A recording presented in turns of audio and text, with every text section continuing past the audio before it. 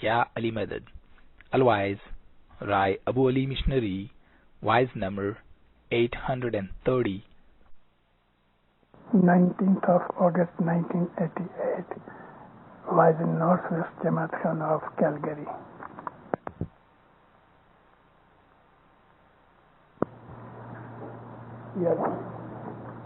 گنان میں لیکن بہت بڑی واقعہ کی ذکر کی ہے. ایک دھوری نے کاندھے دوسروں جائیں جاؤتے کوئی قدام رے جرے پٹا چھوٹا درشتینا تاجوے تھاموئے تھام رے والا نازل اکلو دنگر والا بل انگلش میں آکسن کہتے ہیں. ہندوستان کے اندر پرانے زمانے میں اور آج بھی چھوٹے چھوٹے گاؤں میں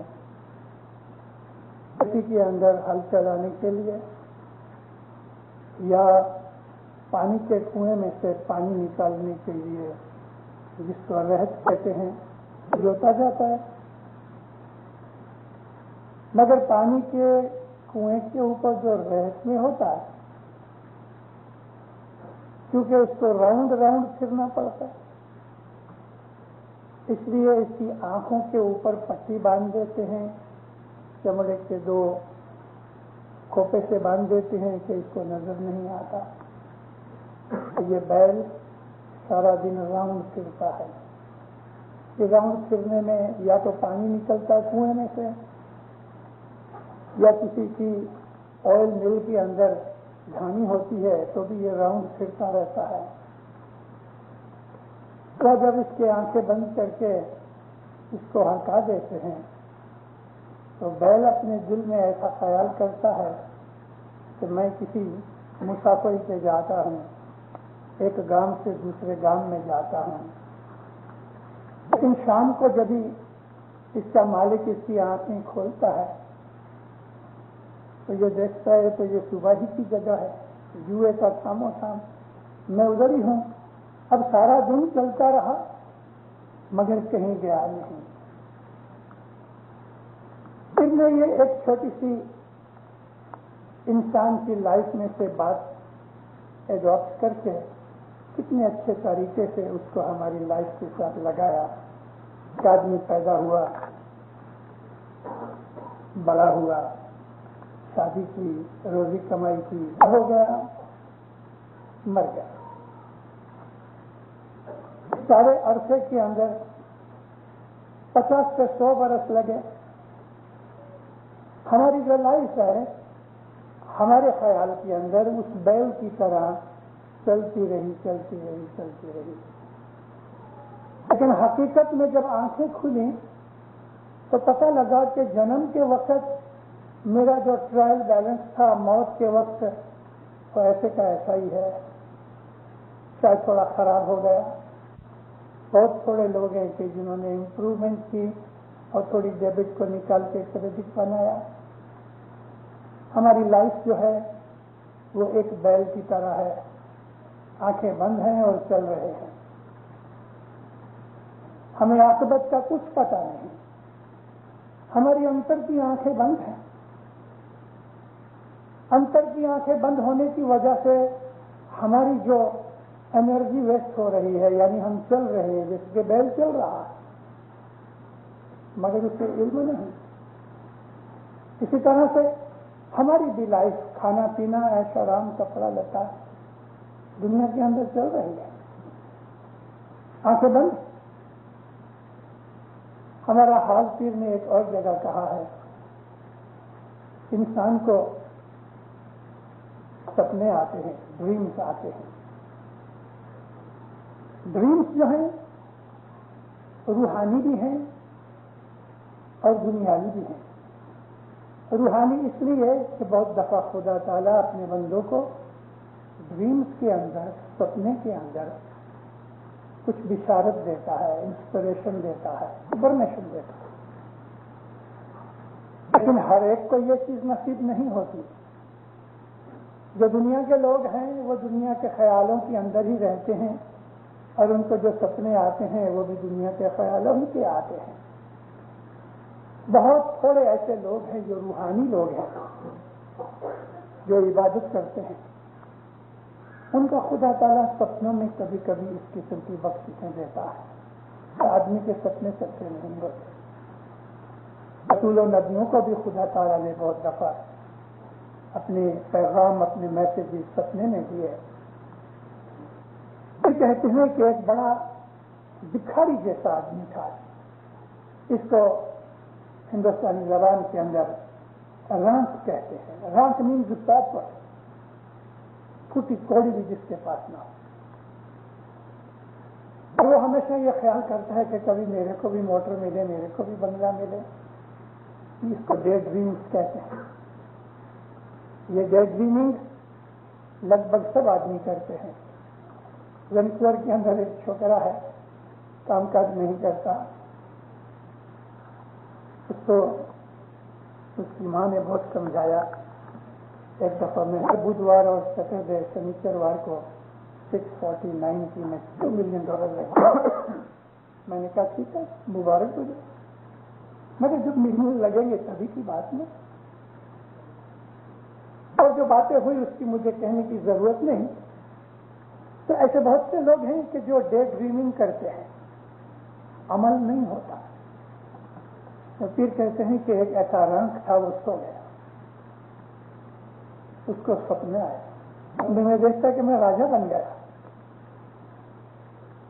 جی ایک رنگ تو سپنوں لادھوں، جانے سپنا ماں پامیوں بار، سپنا ماں پامیوں راج. ہستی گھوڑا ہستی گھنا پالکی پوتانے کاج. وہ زمانے کے اندر موٹر گاڑیاں نہیں تھیں. ہاتھی گھوڑے راجاؤں، بادشاہوں، امیر لوگوں کے پاس ہوئے. اس رانک نے بھی اس سپنا دیکھا کہ میں راجا بن گیا. ہاتھی گھوڑے، پالکیاں وغیرہ میرے آرڈر کے اوپر نوکر چاکر یہ سب ہیں. پھر کہتے ہیں کہ ایک وانجھنی تھی، ایسی عورت کے جس کو بچہ نہیں ہوتا، تو وہ بچے کے سپنے میں رہ گئے. تو اسے ایک سپنا دیکھا کہ مجھے بچہ ہوا، سہیلیاں اکٹھی ہوئیں اور بچوں کو کھلا پلا رہی ہیں. آنکھیں کھلے تو کیا ہوئے، نہ بچہ ہے، نہ راج ہے، نہ موٹر گاڑیاں ہیں، نہ ہاتھی گھوڑے ہیں. اصلی انسان کی حالت ایسی ہے. امید رکھنا خدا کے دربار میں ایمان کی نشانی ہے. نا امیدی اسلام نے منع کیا ہے. اللہ تعالیٰ نے زور دے کے کہا ہے کہ خدا کی رحمت سے کبھی بھی نراش مت بنو. آدمی ہمیشہ نراشاوادی ہوئے، جس کی کوئی آشا ہوئے ہی نہیں، اور ہوئے تو یہی کہ یہ کیا ہونے والا ہے، یہ تو کبھی نہیں. ایسے نراشاوادی کو اسلام نے دھتکارا ہے. اللہ کہتا ہے لا تقنطوا من رحمت اللہ، خدا کی رحمت سے کبھی بھی ڈس اپوائنٹ مت ہو. کیونکہ خدا جب دینا چاہے تو کوئی روک نہیں سکتا. لیکن اپنی جو انرجی ہے اس کو اسی خیال کے اندر کوئی بھی کام کاج کیے بغیر نکمی حالت میں بیٹھ کے کیا مجھ کو خدا دے دے گا، مجھ کو خدا دے دے گا، تو خدا دوسری جگہ کہتا ہے کہ انسان کو کچھ نہیں دیا جائے گا جب تک کہ وہ اس کے لیے محنت نہیں کرے گا. چاہے وہ محنت کتنی بھی چھوٹی ہو، مگر خدا راضی ہونا چاہیے. خدا کو ایک پتہ لگ جائے کہ یہ محنت کرتا ہے. تو یہ جو چیز ہے بہت بڑی چیز ہے ہمارے ایمان کے اندر اور ہماری لائف کے اندر. حضرت امام سلطان محمد شاہ کے بارے میں ایک دفعہ ریکریشن کلب میں آئے، مولانا بہت دیر بیٹھے، بہت سی باتیں کی. ہمارا کاغذ لاؤ، پین لاؤ. پین اور کاغذ دیا گیا. دھنی سلامت نے اپنے ہاتھ سے لکھا. بہت سے لوگوں کو یہ یاد بھی ہوگا یہ دو جو سینٹینسز ہیں. Struggle is the meaning of life. Full stop کیا. وکٹری اور defeat is in the hands of God. But struggle is man's duty and should be his joy. محنت کرنا ہماری زندگی کا مقصد ہے. اللہ تعالیٰ نے ہمیں اس دنیا کے اندر محنت کرنے کے لیے پیدا کیا ہے، تاکہ اس لیے ہم محنت کریں کہ خدا کی خدائی چلے، جنریشنز پیدا ہوں. محنت کر کے ان بچوں کو جو ہم نے پیدا کیے خدا کی مشیت اور مرضی سے، ان کو ہم کھانا پینا کھلائیں، ایجوکیٹ کریں، مومن بنائیں، نیک عادتیں سکھائیں اور ایک دنیا میں نیک انسان کے طور پہ جیون جی سکیں. اس طرح اپنی اولاد کو تیار کر کے اور باقی کا وقت عبادت اور خدا تعالیٰ کی یاد میں گزار کے ہم جب اس دنیا سے گزر جائیں تو اس دربار کے اندر ہماری پرشنسا ہوئے، ویلکم ہوئے، اپریسیشن ہوئے. اولاد کے ہمارے پالنے پوسنے میں جو دکھ ملتا ہے خدا نے اس کو عبادت کا درجہ دیا ہے. اولاد ہماری نہیں، اس نے دی ہے. خدا کو اس دنیا کے اندر انسانوں کی حاضری چاہیے، اس لیے جنریشن چلتی رہے. اس کے لیے ہم کو خدا نے شادی کرنے کا اور اولاد پیدا کرنے کا حکم کیا. یہ ملکت اس کی ہے. اس لیے ہم ان بچوں کو جو خدا نے ہمیں بخشش دیے ہیں اچھی طرح سے رکھیں. ان کو مارنا نہیں چاہیے، ضرورت کے وقت ضرور ان کو تھوڑی سی پنشمنٹ دینی چاہیے، ایسی پنشمنٹ کہ جس سے ان کو کوئی بھی فزیکل یا مینٹل نقصان نہ ہوئے. سائیکولوجیکل پنشمنٹ بچے کے لیے بہت بڑی چیز ہے. مثال کے طور پہ کہ کبھی ہم بچے کو کہیں دیکھ تو اگر پاس ہو جائے گا تو میں تم کو ایک سائیکل لے دوں گا، کیمرہ لے دوں گا، کچھ بھی ایسی کوئی چیز، یہ اس کے لیے انسینٹیو ہوگا. لیکن پرومس کرنے کے بعد کبھی ہم نے نہیں دیا تو بچے کی ساری زندگی ایک پرٹیکولر چیز خراب ہو جائے گی. اور وہ کیا؟ دوسروں کے اوپر بھروسہ رکھنا اس کے دل میں سے نکل جائے گا. اس چھوٹی عمر کے اندر ہم نے اس چیز کو نہیں سمجھا، لیکن بچے کے اندر جو سائیکالوجی ہے اس نے جو ریکارڈ کر لیا وہ بڑا ہو کے وہ ریکارڈ نکالے گا کہ اگر اس کے مات پتا نے اس کو دگا دیا تو دوسرے اس کے ساتھ کیا دگا نہیں کریں گے. بچے کو شاید معلوم بھی نہ ہو، بھول بھی جائے، مگر اس کی سائیکالوجی اس کے پیچھے چلی جائے. یہ بچے کے ساتھ یا کسی کے ساتھ بھی کبھی پرومس نہ کرو، اور اگر پرومس کرو تو پورا کرو. یہی بات مذہب کے اندر ہے کہ خدا کے ساتھ پرومس کیا ہے تو ایٹ اینی پرائز اس کو پورا کرو. یہ روحانیت ہے. اگر بچہ نے ہماری بات نہیں مانی تو اس کو اس چیز سے دور رکھو یا اس کو وہ چیز نہ دو کہ جو چیز اسے پسند ہے. تو یہ سائیکولوجیکل پنشمنٹ اس کے لیے کافی ہے. اور یہ چیز بعد میں ایمان بنتا ہے کہ خدا تعالیٰ کو اگر میں نے یاد نہ کیا تو خدا مجھے بخشش نہیں دے گا. اور آپ مذہب کی سائیکالوجی پڑھ لو. مذہب کے اندر جو ہمیں حکم کیے گئے ہیں وہ انسانی سائیکالوجی ہے، اور یہی چائلڈ سائیکالوجی کی بنیاد اور فاؤنڈیشن ہے. ڈریمنگ جو ہے نا یہ ان لوگوں کے لیے ہوتی ہیں کہ جو آدمیوں کے اندر عمل کی شکتی نہیں ہوتی، مگر جو آدمی عمل والے ہیں، ایکٹیو ہیں، جو آدمی پرنسپل والے ہیں، جو محنت کرنے والے ہیں، دینداروں وہ بھی ڈے ڈریمنگ کرتے ہیں، مگر ان کی ڈے ڈریمنگ میں فرق یہ ہے کہ وہ سوچ کے ایک اسکیم بناتے ہیں اور اس پہ عمل کرتے ہیں۔ حسن بن صبا اکیلا آدمی عالموت کے قیام اور بنیاد رکھنے کے لیے یہ ڈے ڈریمنگ کرتا تھا، مگر یہ ڈے ڈریمنگ ناکام آدمی کی طرح نہیں تھی، یہ پازیٹو،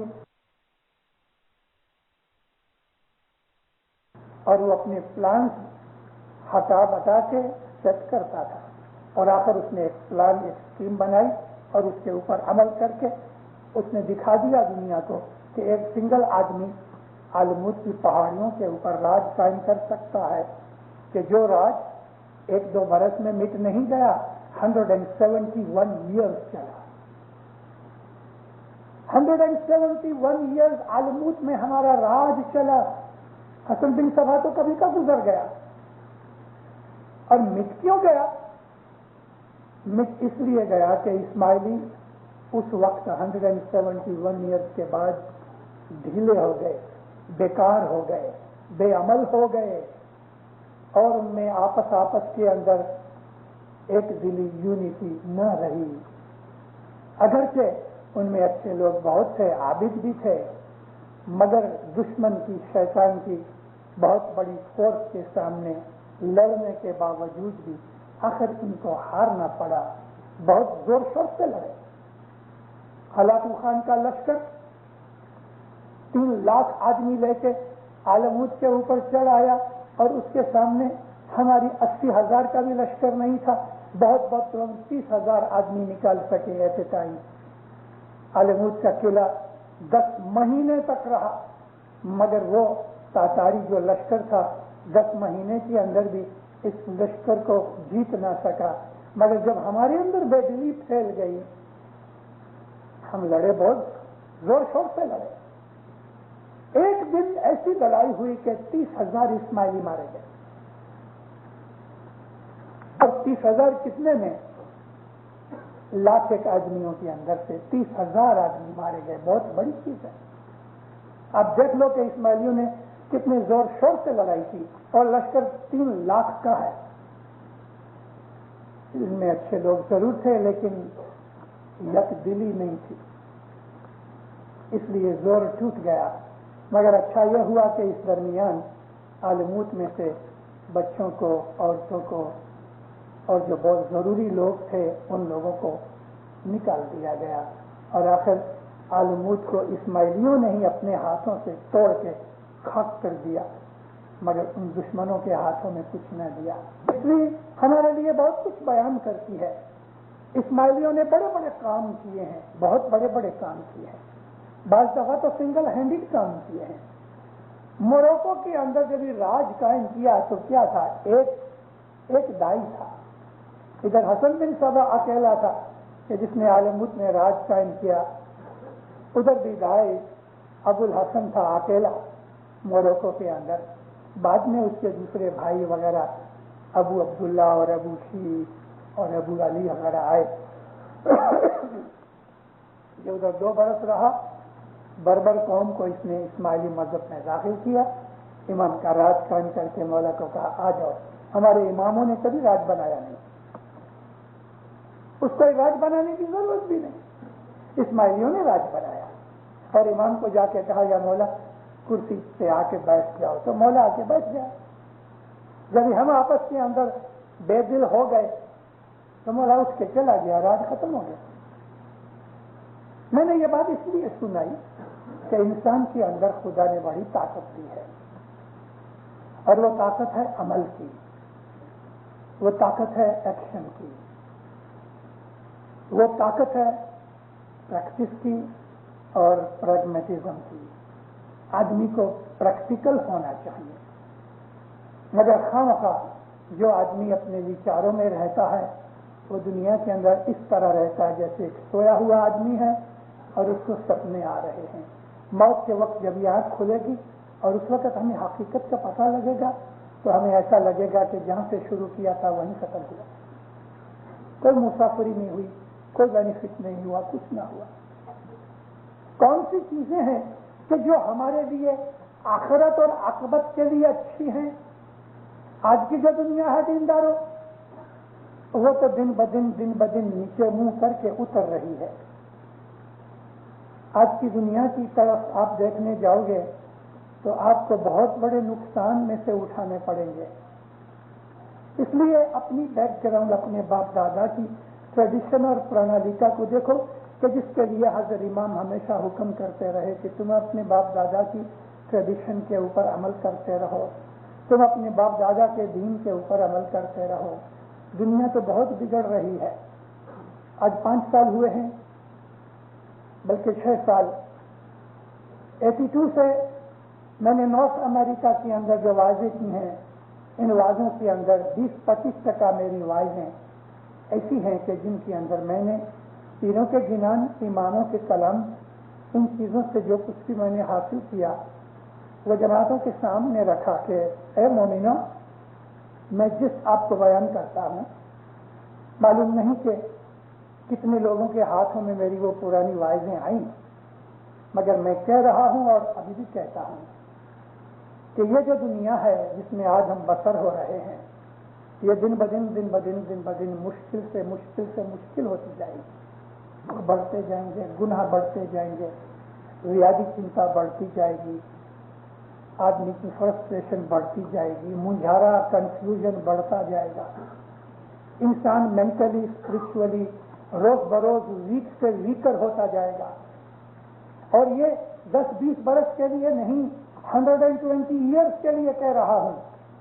نیکسٹ 120 ایئرس جو ہیں، آنے والے 125 سال دینداروں دنیا کے اوپر بہت خراب ہیں، اسپرچولی کہہ رہا ہوں، بہت خراب ہے۔ اور اسپرچولی جو چیزیں ہمارے مذہب کے ساتھ، ایمان کے ساتھ لگی ہیں، وہ بھی گرتی جائیں گی، خراب ہوتی جائیں گی۔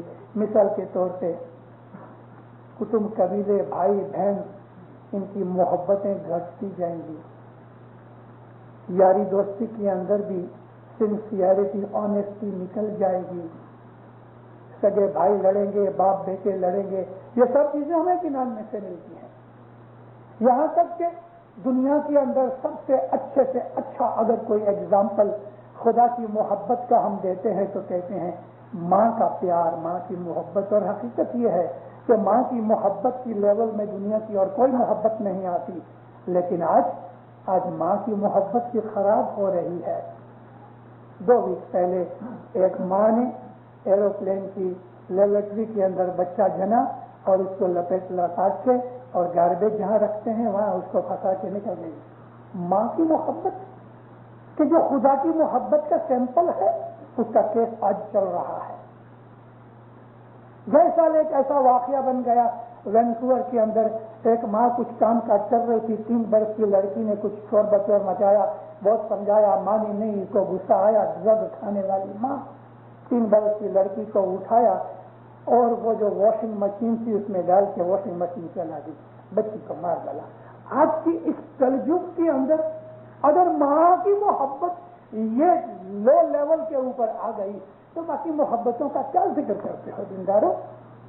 سگے بھائی ایک دوسرے کو مار ڈالتے ہیں، عورت مرد کی دشمنیاں تو آج بڑھ رہی ہیں، عورتیں، اور یہ سارا ہماری قوم کے اندر بھی آ رہا ہے کہ پیسے کی خاطر عورتیں ہسبینڈ کے ساتھ جھگڑا کر کے اس کو کہتے ہیں مجھے طلاق دے اور 50% ملکت میں سے دے دے۔ بھائی تو نے کیا کیوں؟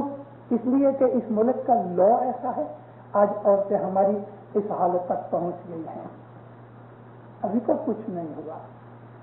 مولا بچا کے رکھے، آنے والے جو زمانے ہوں گے اتنی مصیبتیں بڑھیں گی، یاد رکھو دینداروں، دنیا کے اوپر اتنی مصیبتیں آئیں گی کہ انسان کو سکھ کا سانس لینا مشکل ہو جائے گا۔ دنیا کی زندگی کرون، بھیانک، مزریبل ہو جائے گی۔ مال بہت ہوگا، موٹر بنگلے بہت ہوئیں گے، گھر میں نوکر چاکر کے جگہ مشینری کام کرے گی، ٹیکنالوجی بہت بڑھ جائے گی، مگر اندر کی جو شانتی اور سکھ ہے وہ اس طرح اڑ جائے گی کہ جیسے دھوپ کے اندر پانی اڑ جاتا ہے۔ تو پھر ہم کیا کریں گے؟ ہم کیا کریں گے؟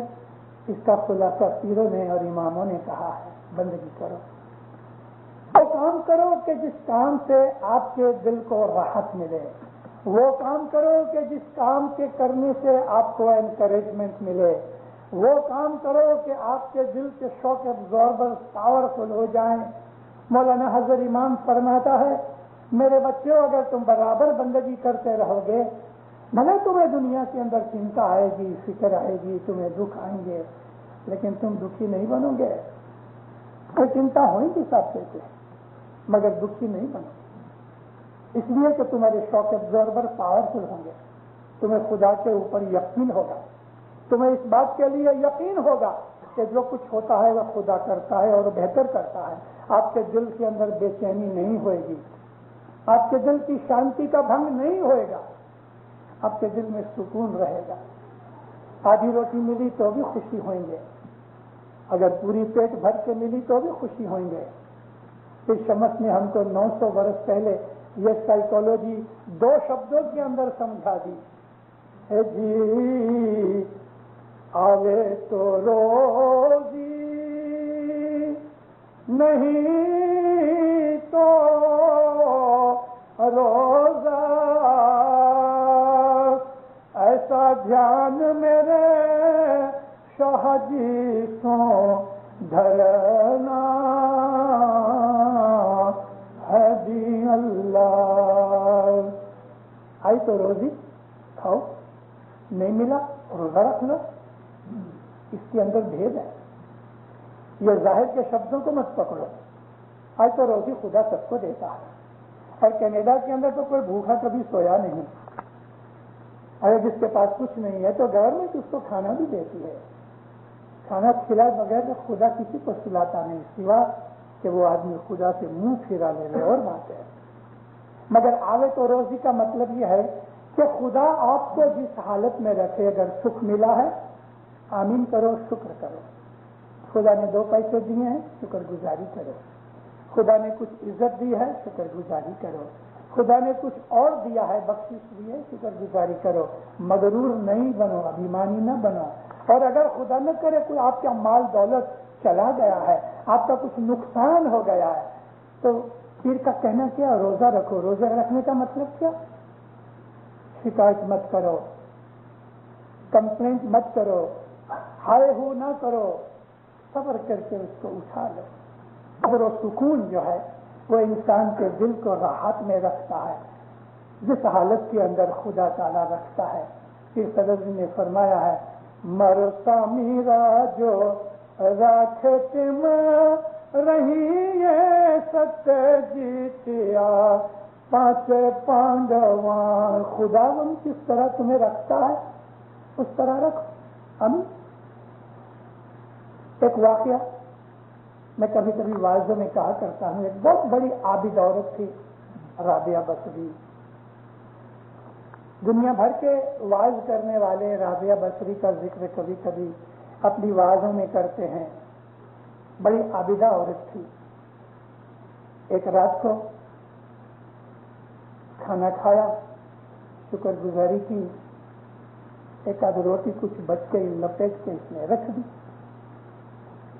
چراغ جو تھا بتی بجھا کے خدا کی عبادت میں بیٹھی تھی، کسی نے دروازہ نوک کیا، واپس چراغ جلایا، دروازہ کھول کے دیکھا تو 2 جوان لڑکے کھڑے تھے۔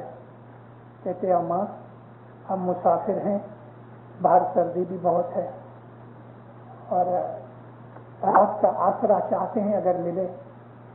اچھا ہٹ گئی، کہتی آؤ بیٹا بیٹھو۔ بیٹھے، کہاں سے آئے ہو؟ کہاں؟ تو ذرا شرمار تھا، چپ رہا۔ دوسرے نے کہہ دیا ہاں ہم اگر کچھ مل جائے بھلے تھوڑا سا، بیٹھو۔ نے دیکھا 2 جوان بچے ہیں، مسافری کر کے آئے ہیں، ضرور بھوکے ہوں گے۔ اس نے اپنے غلام کو اٹھایا، اور ایک روٹی یہ ابھی کی بچی تھی، ایک گئی کال کی بچی ہوئی تھی، یہ روٹی اکٹھی کر کے اس نے لپیٹی، غلام کو کہا کہ یہ 2 روٹیاں باہر جا کے فقیروں کو دے آؤ۔ آدمی سن رہے ہیں،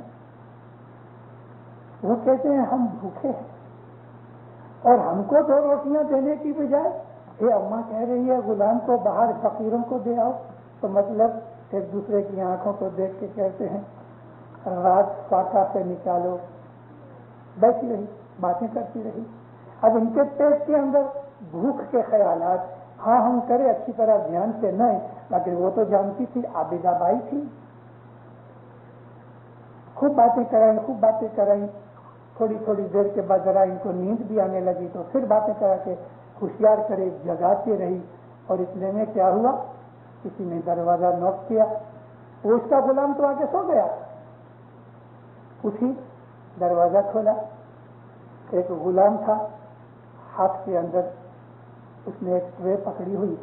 وہ کہتا ہے اماں رابعہ کا گھر یہ ہے؟ کہنے لگی ہاں. کہ میری مالکن نے آپ کے لیے تھوڑا کھانا بھیجا ہے. 18 روٹیاں تھیں, 18. بند کر کے کہتی ہے یہ میرے لیے نہیں ہے. مگر اماں رابعہ آپ ہیں نا؟ کہ ہاں میں ہوں. تو میری مالکن نے آپ کے لیے بھیجی ہیں. کہنے لگی جو میرے لیے بھیجی ہیں تو یہ 20 روٹیاں ہونی چاہیے, 18 کیوں ہیں؟ تو وہ غلام جو تھا ڈر گیا, فوراً نیچے سب سامان رکھا, شیشے میں سے 2 روٹیاں نکال کے اس نے رکھی. کہتی میری مالکن نے کہنا میں نے 2 روٹیاں لی تھی. خبردار ایسا پھر نہ کیا کرو. بس دروازہ بند کر کے روٹیاں لے کے ان کے سامنے رکھی. 20 روٹیاں اور سالنا. کسی پیٹ بھر کے کھاؤ. خوب کھایا پیا, سو گئے. صبح اٹھے, پوچھتے ہیں اماں یہ رات کا جو واقعہ تھا وہ کیا تھا؟ گھر میں 2 روٹیاں تھیں, ہم کو وہ 2 دے دیتے تو کافی تھی, لیکن آپ نے وہ 2 روٹیاں فقیروں کو دے دی. تو ہم تو بڑے نراش ہو گئے کہ جو 2 روٹیاں گھر میں تھی وہ بھی فقیروں کو مل گئیں, اور آپ کے پاس بھی روٹیاں آئیں تو آپ کو کیسے پتہ لگا کہ 20 روٹیاں ہونی چاہیے؟ کہنے لگی دیکھا رسول اللہ فرمایا کہ جب تم کوئی خیرات میں کوئی چیز دو, خیرات کرو تو 10 دنیا 70 در آخرت. 10 گنا تو خدا تم کو امیڈیٹلی دے گا اگر مانگو تو, اور 70 گنا تو تم کو خدا اس کا عوض آخرت کے اندر روحانی طور پہ دے گا. تو میں نے اللہ کو کہا ہے اللہ تیرے مہمان میرے گھر میں آئے ہیں, جوان بچے ہیں, بھوکے ہیں, میری جو 2 روٹیاں تو ان کو پوری نہ ہوں گی. میں تیرے نام پر یہ خیرات کرتی ہوں, مجھے ابھی 20 روٹیاں بھیج. اور اللہ نے میرے لیے آواز سن لی, میری دعا سن لی. تو 10 دنیا 70 در آخرت. مطلب میرا کہنے کا یہ ہے کہ جو عبادت والے ہوتے ہیں, جو خدا کو جانتے ہیں, اس پر بھروسہ رکھتے ہیں, ان کے دلوں میں ایک طرح کا یقین اور طراوت ہوتی ہے. ان کے دلوں میں کبھی بھی بوجھارا نہیں ہوتا. خدا کے اوپر یقین رکھنا بہت بڑی بات ہے. ہم اپنی دعا کے اندر 2-3 جگہ توکل کا نام لیتے ہیں. توکل کا مطلب یہی ہے کہ خدا کے اوپر بھروسہ کیا جائے, اور جو کچھ بھی خدا نے آپ کو دیا ہے اس کو صرف اپنا مت سمجھو, وہ خدا کا مال ہے. کسی کو $10 دیے ہیں تو کسی کو $10 لاکھ دیے ہیں, یہ سب خدا کا مال ہے. دینداروں, ہماری اسماعیلی مذہب کی ایک فلسفی ہے 10 کے لیے. ہم لوگ ایسا سمجھتے ہیں کہ ہم کو یہ کہا گیا کہ تم $8 پیدا کرو, کماؤ, تو $1 مولا کو دے دو. لیکن فلسفی یہ ہے کہ ہم نے بیعت کرتے وقت اسماعیلی مذہب کی, میں ڈیوٹی کی بات کرتا ہوں, حضرت ایمان کو جب ہم نے بیعت کی تو ہم نے پرامس لیا کہ میرا تن من دھن سب تیرا ہے, جان مال اولاد سب ہم نے مولا کو سپرد کر دی. یہ اسماعیلی مذہب کا تھیم ہے, یہ اسماعیلی مذہب کا پرنسپل ہے, یہ اسماعیلی مذہب کا سب سے بڑا فنڈامنٹل ہے کہ امام جس کو ہم خدا کا نور مان کے اپنا سب کچھ اس کو سونپ دیتے ہیں. ابھی جب تک ہم نے یہ نہیں کیا تب تک ہم نے امام کی بیعت نہیں کی. امام کی بیعت کرنے کے بعد بھی جس نے من کے اندر کوئی آپس میں شک پیدا کر دیا تو اس کی بیعت کے اندر کریک ہو جاتا ہے. اس کو وہ بینیفٹ نہیں ملتے کہ جو ایک سچے اسماعیلی کو امام کی بیعت کرنے پہ ہوتے ہیں. کیوں کہ اس نے اپنے دل میں شک پیدا کیا. تو ہم جو کچھ بھی کمانی کرتے ہیں اس کا مالک وہ ہے. $8 میں نے پیدا کیے تو یہ 8 کے 8 ڈالر مولا کے پاؤں کے اندر رکھ دینا چاہتا ہوں. حضرت امام کیا کرتے ہیں؟ اس میں سے $1 لے کے کہتے ہیں یہ باقی کے ساتھ ہیں، یہ تیرے کو میں واپرنے کے لیے تجھے بخشش دیتا ہوں.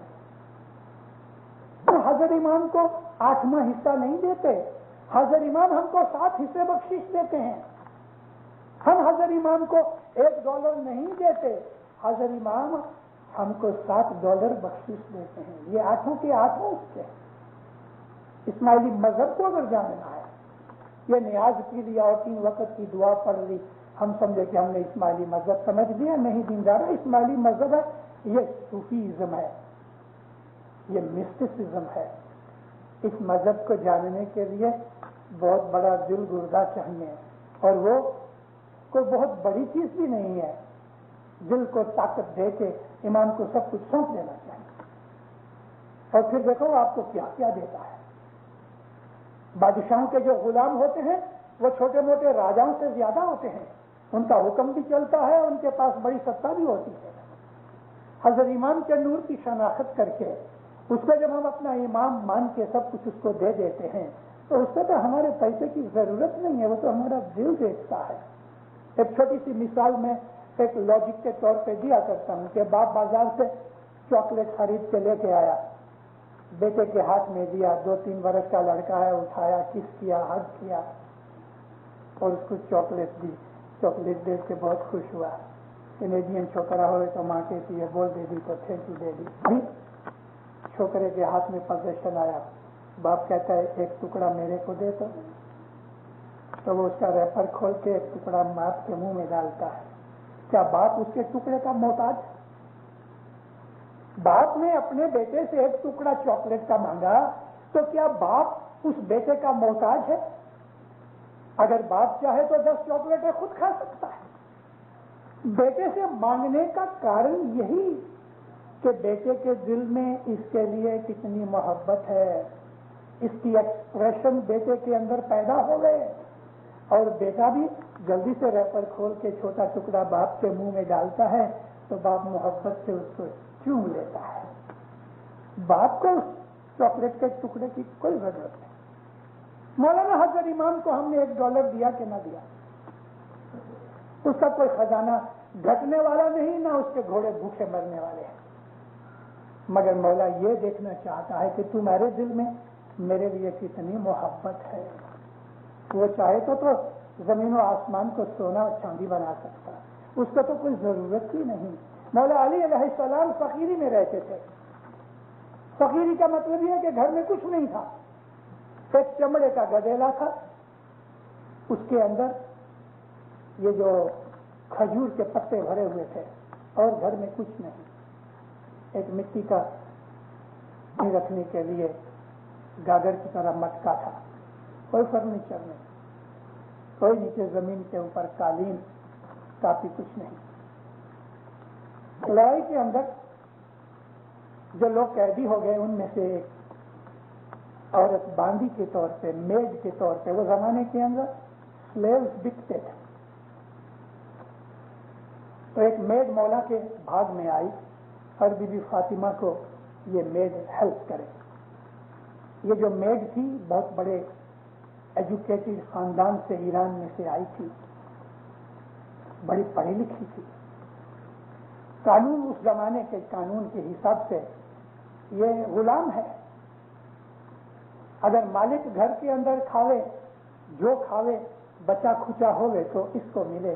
اب مولا کے گھر کے اندر فقیری کیسی کہ بی بی فاطمہ جو بارلے کو جو کہتے ہیں، بارلے کی کوٹ کوٹ کے اس کی ایک روٹی بناوے. مولا مرتضیٰ علی یہ روٹی جب گرم گرم ہوئے تو چھری لے کے اس کے 30 ٹکڑے کرے،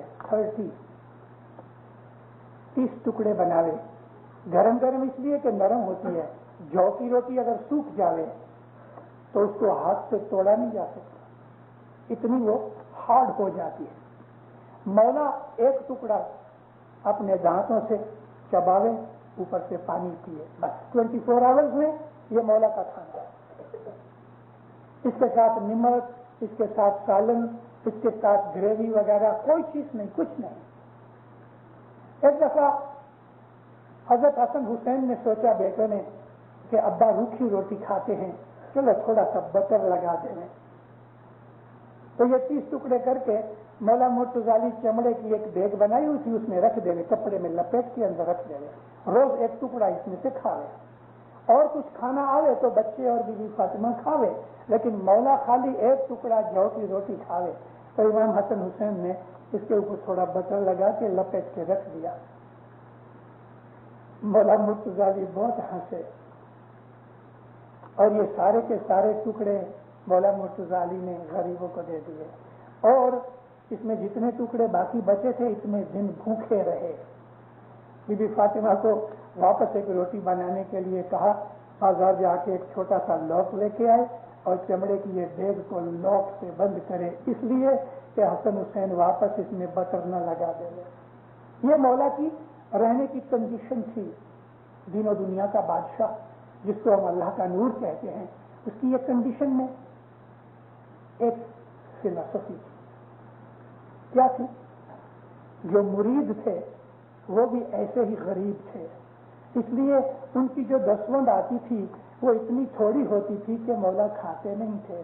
دینداروں، ہم جو دسوند دیتے ہیں، حضرت امام کے ٹیبل کے اوپر جو کھانا پینا ہے وہ ہمارے دسوند کی ہوتی ہے۔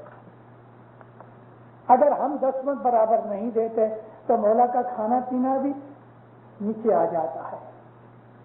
آج تو الحمدللہ ہماری جماعت بہت مالدار ہے اور مولا بھی ہمارے اوپر راضی ہے، اور ہم اس مولا کی کنڈیشن کے اوپر بھی راضی ہیں، مگر اس زمانے کے اندر حالت ایسی، کیونکہ دسوند باقی کا جتنا بھی پیسہ ہے مولا اس کو ہاتھ نہیں لگاتا، وہ فلنتھراپک کاموں کے اندر، دوسری خیراتوں کے اندر چلے جاتا ہے، لیکن دسوند جو ہے وہ مولا کا آہار ہے، وہ کھانا کھاتا ہے۔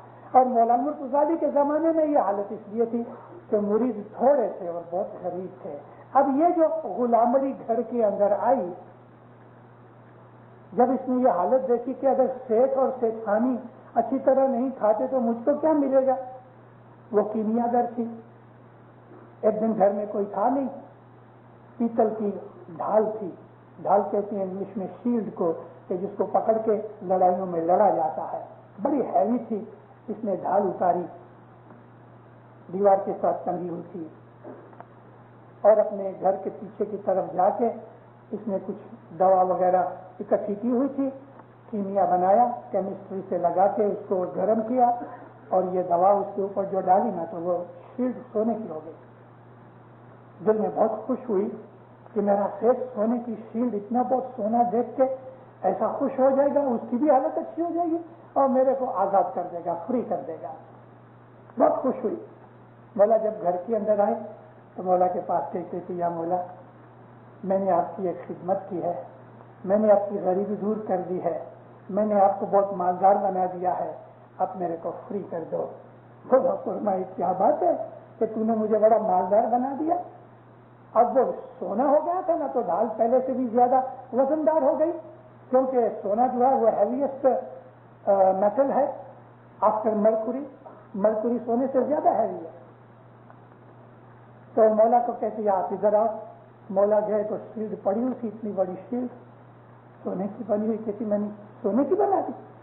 مولا بہت ہاں، تو تم نے مجھے مالدار بنا دیا؟ کہتی ہاں، اب آپ میرے کو آزاد کر دو۔ فرمایا، میں نے تجھے آزاد کیا۔ اللہ نے ہاتھ میں نیزا تھا، نیزا یعنی اسپیئر ایسا مارا، شیلڈ جو تھی سونے میں سے واپس ٹرن ہو کے پیتل کی ہو گئی۔ اس کی آنکھیں کھلوایا، آ میرے ساتھ۔ باہر ایک بہت بڑا پتھر تھا، کوئی آدھے پونے ٹن کا پتھر۔ مولا نے اپنا پاؤں مارا، پتھر سونا بن گیا۔ فرمایا، اٹھا لے۔ وہ پاؤں پہ گر گئی۔ کہتی، یا مولا، آپ کے پاس یہ طاقت ہے اور یہ فقیری لینے کی ضرورت؟ فرمایا، مجھے دنیا کے کھانے پینے کی کوئی ضرورت نہیں، تو یہ سمجھتی ہے کہ میں غریب ہوں۔ وہ عورت مسلمان ہو گئی اور امام ہی کی فیملی میں کسی کے ساتھ اس نے شادی کر لی۔ امام کو پیسے کی کوئی پرواہ نہیں، لیکن ہم کو مولا چانس دینا چاہتے ہیں۔ ہم کو چانس دینا چاہتے ہیں. یاد رکھو دینداروں، رسول اللہ کی ایک بات سناتا ہوں. فرماتے ہیں کہ اگر کوئی آدمی غریب ہو گیا ہے، اگر کوئی آدمی پیسے کی تنگی میں آ گیا ہے، اگر کوئی آدمی قرض دار ہو گیا ہے اور اس میں سے اس کو نکلنا ہے، تو رسول اللہ فرماتے ہیں کہ اس کو کہو کہ وہ 10 برابر دے. 10 کا شبد اس زمانے میں نہیں تھا، عشر و زکات. 10 برابر دے اور صدقہ کرے. صدقہ، رسول فرماتے ہیں صدقہ دینے سے خدا کا غصہ ٹھنڈا ہوتا ہے. ہم جب گناہ کرتے ہیں تو خدا ہمارے اوپر غصہ ہوتا ہے. اس کا غصہ ٹھنڈا کرنے کا ایک راستہ نبی فرمایا صدقہ کرو. صدقہ کیا ہے؟ کہ جو بہت دکھی ہیں، مند ہیں، ان کو چھپا کے ان کی مدد کرو، ظاہر مت کرو. نبی فرمایا اگر تمہارے رائٹ ہینڈ میں کسی کو کچھ دیا ہے تو تمہارے لیفٹ ہینڈ کو بھی پتہ نہیں ہونا چاہیے کہ اس کو کتنا دیا ہے. غریبوں کی، محتاجوں کی، مسکینوں کی مدد کرو. تو یہ جو مدد ہے نا، یہ خدا تعالیٰ کے غصے کو ٹھنڈا کرتی ہے. یہ مدد خدا تعالیٰ کو خوش کرتی ہے. ایک دوسرے کی مدد کرنے سے ایک دوسرے کو خیرات، جو خصوصاً طور پہ غریب اور فقیر اور ایسے ہیں کہ جو بیچارے مجبور ہیں، ان کی مدد کرنے میں خدا بہت راضی ہوتا ہے. اور جو اسپرٹ ہے ہماری انہینس ہوتی ہے. یعنی ہمارا ارے صرف اس کو اچھی صلاح دے کے مدد کرو گے نا تو یہ بھی خدا کے دربار کے اندر خیرات کے طور پہ مانی جاتی ہے. رسول اللہ فرمایا کہ تم اپنے بھائی کے ساتھ ہنس کے مل دو، یعنی اس کو سلام کرتے وقت اسمائل کرو، تو تمہارا جو اسمائل ہے نا یہ بھی چیریٹی ہے. کیسا ہمارا دین اچھا ہے. Even a smile is a charity. منہ ایسا غصے میں اور کرون شیپ میں اور چڑا ہوا مت رکھو، خوش منہ رکھو، ہنستے رہو، خوشی رہو. سڑے ہوئی طبیعت مت رکھو، چڑی ہوئی طبیعت مت رکھو، تو چھڑائی پنا مت رکھو. اپنے دل کو بھی پاک صاف اور خوشی رکھو، اپنے چہرے کو بھی پاک صاف اور خوشی رکھو. یہ بھی ایک خدا تعالیٰ کے دربار کے اندر نیکی اور خیرات ہے. موسیٰ علیہ السلام خدا کے پاس طور پہاڑ پہ گئے. موسیٰ علیہ السلام کے زمانے میں ان کی عادت یہ تھی کہ ویک میں ایک دن کوہتور پہ جاتے تھے.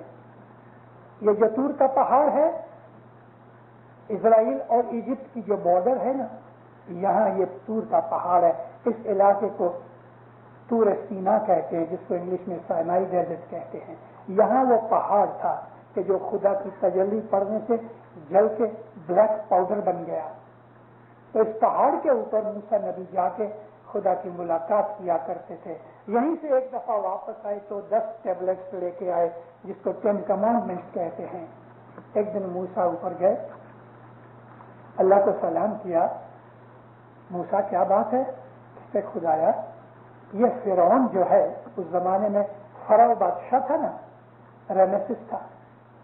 اور اس کیا کہ خدایا یہ کافر لوگوں کو ستاتا ہے، تجھے مانتا نہیں، خود خدائی کا دعویٰ کرتا ہے، تو اس کو دنیا میں سے ختم کر دے. فرمایا موسیٰ اچھا تیرا اگر یہی کہنا ہے تو چلو میں قبول کرتا ہوں. کیا خدایا کبھی ختم ہوگا؟ فرمایا تو بتا. تو موسیٰ نے کہا یا اللہ 1 برس میں. اچھا برس نکل گیا، برس نکل گیا، خدا کا وعدہ عمل میں نہیں آیا. اس سے بڑا حیران دوڑا گیا، اے خدایا تم نے کہا تھا 1 برس میں ختم ہو جائے گا، لیکن یا اللہ کچھ نہیں ہوا. موسیٰ میں کیا کروں؟ کیوں؟ تو کل شیء قدیر ہے، آل مائٹی ہے. ہاں لیکن میں نے بھی قاعدے بنائے ہیں نا. 2000 آدمیوں کو روز یہ کھانا کھلاتا ہے. 2000 آدمی ڈیلی فرعون کا پکایا ہوا کھانا کھاتے ہیں اور پھر اس کے لیے دعا مانگتے ہیں. اے موسیٰ ان 2000 کے اندر تو کوئی تو ایسا ہے کہ جس کی دعا میں رد نہیں کرتا.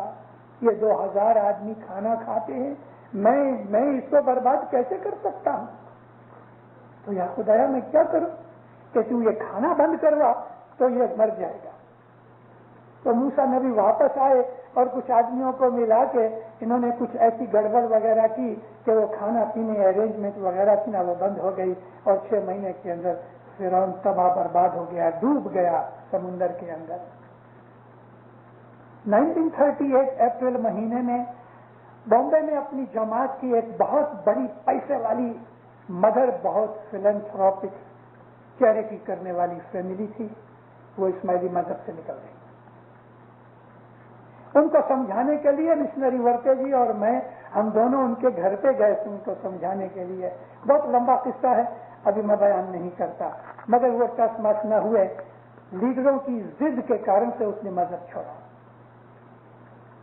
پاسٹ میں ایسا بہت ہوا ہے کہ لیڈروں کی وجہ سے ہمارے بہت سے مذہب میں سے نکل گئے۔ قائد اعظم محمد علی جناح نے پارسی عورت کے ساتھ شادی کی، جماعت کے لیڈروں نے قبول نہیں کیا، قائد اعظم اس کے بعد کبھی جماعت کھانے آیا ہی نہیں، وہ اثنا عشری نہیں ہوا، سنی نہیں ہوا، لیکن اس نے مذہب چھوڑ دیا، مذہب پریکٹیکل مذہب چھوڑ دیا۔ تو یہ جو آدمی تھے ان کو ہم سمجھانے کے لیے گئے، عورتیں روئیں، ان کی مائیں روئیں، خیر یہ مانے نہیں۔ 8-10 برس ہو گئے، ان کی دن بدن چڑھتی ہوتی رہی۔ تو کسی آدمی نے اپنی مہمانی میں امام سلطان محمد شاہ کو رکھ کیا کہ خدا یہ کسارے والے دن بدن چڑھتے ہیں، مذہب سے نکل گئے، آپ کے وضو بولتے ہیں۔ حضرت امام فرمایا تمہیں معلوم ہے کہ اس کی سخاوت کتنی ہے؟ وہ سخاوت کی وجہ سے ان کی چڑھتی ہے۔ پتہ کون؟ حبیب بینک والے والا کہتے ہیں کہ ان کا اصل کام کیا تھا کہ چاہے اس کے تانبے پیتل کے یہ سفری اور برتن باسن بیچتے تھے، اس کے لیے کسارے والے پڑ گئے، دن بدن چڑھتی۔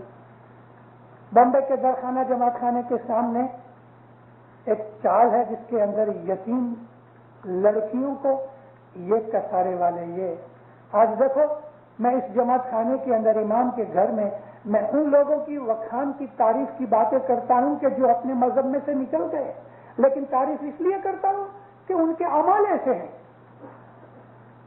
کھوجا انہوں نے آرفنیج بنایا، کھوجا ہونا چاہیے بھلے اثناعشری ہوئے کہ اسماعیلی ہوئے۔ یہ لوگ اسماعیلی چھوکریوں کو بھی رکھتے ہیں، اثناعشری چھوکریوں کو بھی رکھتے ہیں، ان کو پالتے ہیں، پوستے ہیں۔ چھوٹی چھوٹی بچیاں 3, 4, 5, 8, 10 برس کی اینی ایج یتیم جو ہوتی ہے نا، ان کو یہ لوگ لے لیتے ہیں، وہاں ان کو پالتے پوستے ہیں، بہت بڑے پیمانے اور امیری حساب سے نہیں، لیکن ادھر کی نارمل جیون کے حساب سے ان کو پال پوس کے بڑا کرتے ہیں، ایجوکیشن دیتے ہیں۔ اور جب بھی 16, 17, 18 برس کی لڑکی ہو جاتی ہے تو اس لڑکی کی جہاں مرضی ہوئے وہاں اس کی شادی کرتے ہیں۔ شادی کا سارا خرچ مات پتا بن کے یہ لوگ خرچ کرتے ہیں۔ اتنا نہیں کہ شادی کر کے چھوڑ دے لے، ہر عید کے طور کے اوپر جب بھی کوئی پرسنگ آتا ہے تو بھلے یہ لڑکیاں یتیم بیوہ ہو کے اس کے بعد شادی شدہ کر کے چلی گئی، 20 برس ہو گئے، مگر ان کے گھروں میں عید تہوار کے اوپر یہ کچھ نہ کچھ تحفہ پریزنٹ بھیج دیتے ہیں۔ آج تک ان کی اتنی خیرات ہے۔ ان کا ایک ہاسپٹل چلتا ہے کہ اس ہاسپٹل کے اندر اگر کوئی آدمی لکھ دے رہے کہ میری توفیق نہیں ہے پیسہ دینے کی، تو اس کو پوچھتے نہیں ہے کہ تو پروف لا، اس کی زبان کو قبول کرتے ہیں، 1 سینٹ نہیں لیتے۔ یہ ان لوگوں کی سخاوتیں ہیں جن سخاوتوں کی وجہ سے چڑھتے رہے۔ ارے فرعون جیسے کے لیے موسیٰ نبی نے جب دعا مانگی اور خدا نے کہا کہ 1 برس کے اندر یہ میں مار ڈالوں اس کو، تو نہیں مرا، اس لیے خیرات کرتا تھا، چیریٹی کرتا تھا، دوسروں کی مدد کرتا تھا۔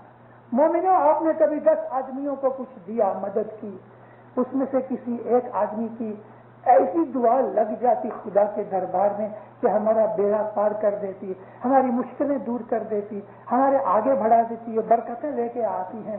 کس کی دعا خدا کے دربار میں قبول ہوتی ہے وہ تو صرف خدا ہی جانتا ہے، لیکن ہم جب کسی کی مدد کرتے ہیں، ہم جو مدد چاہے پیسے کی ہوئے چاہے زبان کی، یعنی اس کو دلاسا دو، اس کو 2 اچھے شبد بولو، اگر کوئی اپنا دکھ رونے کے لیے آیا ہے تو کنٹالا مت کرو، اس کا دکھ آرام سے سنو اور پھر اس کے لیے دعا کرو، خدا بہت راضی ہوتا ہے۔ یہ جو دنیا ہے، میں نے آپ کو عرض کی کہ ہمیں ایک دن مر جانا ہے، ہماری ساری 150 برس کی زندگی ایک ڈریم ہو جائے گی، ایک سپنا ہو جائے گی. وہاں کیا ہے وہ صرف خدا کو منظور ہے. لیکن جب تک ہم اس دنیا کے اندر موجود ہیں ہم اپنی روزی کمانی کے اندر دوسروں کو بھی بھاگیدار سمجھیں. یہ خدا نے مجھے جو دولت دی ہے میری اکیلے کی نہیں، اس کے اندر ساری دنیا کے محتاجوں کا اس میں حصہ ہے، چاہے تھوڑا مگر ہے. آپ نے اگر ایک پیسہ بھی اچھی نیت سے کسی کو دیا تو وہ 100 روپئے سے بھی زیادہ ہے. یہ جو چیزیں ہیں نا مذہب کی، یہ ہماری روحانیت کو ترقی دینے والی چیزیں ہیں. مولانا حضرت امام ہمارے پاس سے جو کچھ بھی ہم اس کو عرض کر کے مولا کے پاؤں میں ہم تحفے کے طور پہ دیتے ہیں، مولا یہ دنیا کے اندر خرچ کرتا ہے. اس کی خرچ کی مدد اتنی ہے، بعض پرائیویٹ ہیں کہہ نہیں سکتے، لیکن ہمارے اوپر بھی یہ فرض آتا ہے کہ دین بھائیوں کی مدد کرو اور اپنے پیسے میں سے خیرات کرو. 10 مال واجب برابر ادا کرنے کے بعد آپ جو خیر خیرات کرو گے اس کے اندر بہت فائدہ ہوگا. آپ کی اولاد کو اس کا سکھ اور عوض ملے گا. مولا دین و دنیا کے اندر آپ لوگوں کو سکھی آباد کریں، ایمان کی سلامتی دے، حقیقتی سمجھ دے، ایمان مضبوط کرے. مولا باپا آپ کی نیک مراد نیک دعائیں قبول کرے، دستن سکریت میں پورا رکھے. مولا دنیا کے اندر دین میں آپ کی ہمیشہ چڑھتی کرے. آپ کی جان مال میں، آبرو عزت میں، روزی کمانی تندرستی میں، مال و دولت میں، آپ کی آل اولاد کو دین دنیا کے اندر برکت دے، سکھ دے، خوشیاں دے، آبادیاں دے، سلامتیاں دے. مولا سکھی آباد رکھے.